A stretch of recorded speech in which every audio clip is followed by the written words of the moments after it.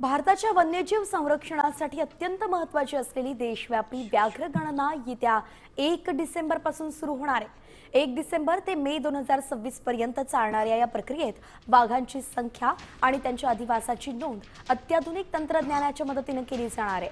ही गणना 3 टप्प्यांत होणार आहे। जागतिक व्याघ्र दिन 29 जुलै 2026 ला गणना जाहीर केली जाईल।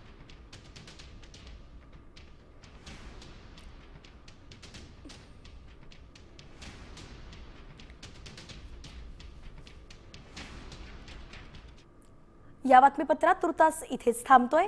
काही महत्त्वाचे अपडेट्स घेऊन भेटतंय पुढच्या बातमीपत्रात।